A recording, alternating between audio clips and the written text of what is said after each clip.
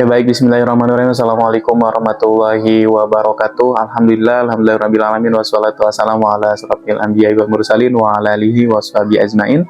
Rabbi shrah li sadri wa yassir li amri wahlul 'uqdatam min lisani yafqahu qawli. Baik para pemirsa sekalian, pada kesempatan kali ini saya ingin sharing terkait dengan 4 jenis golongan manusia yang sudah dijelaskan oleh Syekh Nawawi Al-Bantani dalam Nasyirul Ibad. Syekh Aulia Syekh Abdul Qadir Jailani pernah berpendapat bahwa tipe manusia dapat dibagi dalam 4 kelompok besar, yang dimana ini secara umum hadir atau banyak sekali dilihat atau disaksikan oleh kita semua. Dalam sebuah keterangan dikatakan bahwa yang paling pertama ada kelompok, yaitu kelompok manusia yang tidak berlidah dan tidak berhati.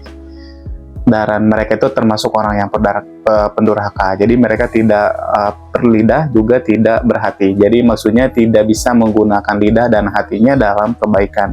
Dalam tanda kutip bahwa hati dan lisan mereka mati gitu ya. Jadi ketika sekalinya berbicara yang jelek, kemudian ketika hati mereka itu sudah hilang dari rasa empati, kepedulian, ataupun rasa tanggung jawab dan rasa mencintai terhadap Allah Subhanahu wa Ta'ala. Kemudian yang kedua, ada juga golongan yang memiliki lisan tetapi tidak berhati. Jadi mereka memiliki lisan tapi tidak berhati gitu ya. Maksudnya apa? Jadi banyak hari ini kita saksikan di luaran sana yang sangat pintar sekali bersilat lidah gitu ya, memberikan sebuah argumen, atau tidak jarang juga mengisi sebuah acara yang sangat luar biasa besarnya, tapi dia tidak mampu mengamalkan atau melaksanakan apa yang dia ucapkan. Hanya sebatas di lisannya saja yang manis tapi di perilakunya tidak gitu ya. Itu dikategorikan golongan kedua, yaitu memiliki lisan tapi tidak berhati. Bahkan banyak dari kita mungkin kita saksikan bahwa di luaran sana ada oknum-oknum yang menjual gitu ya, menjual tanda kutip gitu ya, syariat atau kutipan-kutipan Islam, ayat-ayat Islam hanya demi sebuah amplop gitu ya. Dan itu mungkin oleh beberapa oknum dijadikan sebuah profesi. Mungkin itulah yang digambarkan, dia memiliki lisan tapi tidak memiliki hati. Nah, kemudian yang ketiga, ada kelompok yang memiliki hati tapi tidak berlisan.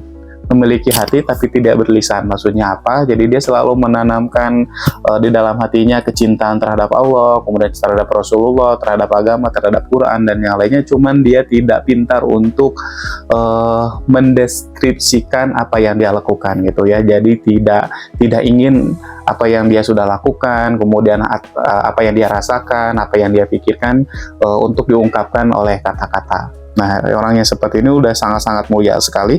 Bahkan orang seperti ini itu termasuk orang yang dianugerahi oleh Allah, dijaga oleh Allah supaya pikiran, hati dan perilakunya tidak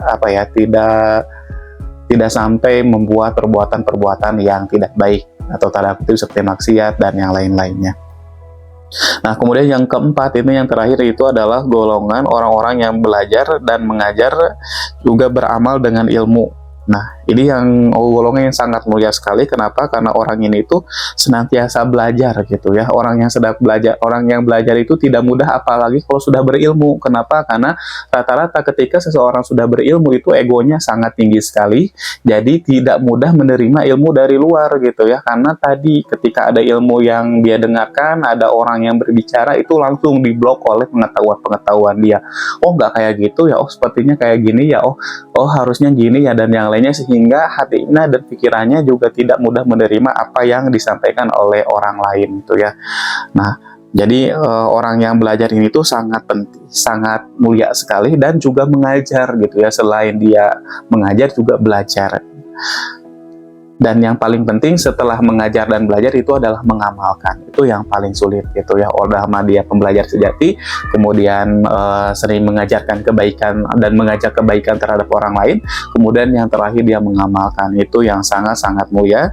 Bahkan orang seperti ini itu mengerti kebersamaan Allah. Oleh karena itulah menitipkan dalam hati mereka berbagi ilmu dan pengetahuan, dan juga Allah lapangkan dadanya guna menerima titipan-titipan pengetahuan tersebut. Jadi orang seperti ini sudah diberikan keistimewaan oleh Allah sendiri, dan Allah sendirilah yang menitipkan ilmu, perasaan, kemudian perilaku dan yang lainnya sebagai hikmah buat orang lain, sebagai pembelajaran buat orang lain, supaya dengan perilakunya, dengan ucapannya, dengan hatinya lah orang bisa tergerak untuk lebih dekat lagi dengan Allah. Nah itu ya, jadi secara kesimpulan bahwa menurut Syekh Imam Nawawi Al-Bantani gitu ya, dan kemudian dalam Nasinul Ibad, dan kemudian Syainul Aulia Syekh Abdul Qadir, bahwa manusia itu terdiri dari 4 golongan. Yang paling pertama adalah manusia yang tidak berlidah dan tidak berhati. Kemudian yang kedua yaitu golongan yang memiliki lisan tetapi tidak berhati. Yang ketiga itu adalah memiliki hati tetapi tidak berlisan. Yang kemudian yang keempat adalah orang-orang yang belajar dan mengajar juga beramal, itu yang sangat mulia. Nah, jadi silahkan boleh dievaluasi, boleh diintrospeksi bahwa di manakah posisi kita hari ini, gitu ya. Tidak perlu melihat orang lain, apakah orang lain ada di nomor berapa, dan tidak harus seperti itu. Tapi mudah-mudahan apa yang saya sampaikan itu untuk mengetahui posisi kita itu sedang berada di mana dan ingin berada di posisi mana. Apakah di nomor 3, di nomor 4, di nomor 2, atau di nomor 1. Semuanya balik lagi kepada hati kita masing-masing. Nah, itu dia apa yang bisa saya sampaikan untuk kesempatan hari ini. Terima kasih banyak, dan ini sharing pertama saya di channel YouTube saya ini, dan insya Allah mudah-mudahan minta doanya supaya terus konsisten, walaupun sedikit, walaupun tidak baik, walaupun kurang bagus, tapi ini proses. Mudah-mudahan ya, minta doanya semuanya supaya Allah mudah-mudahan titipkan kepada hati ini, lisan ini, dan perilaku ini supaya bisa mengajar, belajar, dan juga beramal kebaikan. Nah itu saja, baik, terima kasih banyak. Wabillahi taufiq wal hidayah. Assalamualaikum warahmatullahi wabarakatuh.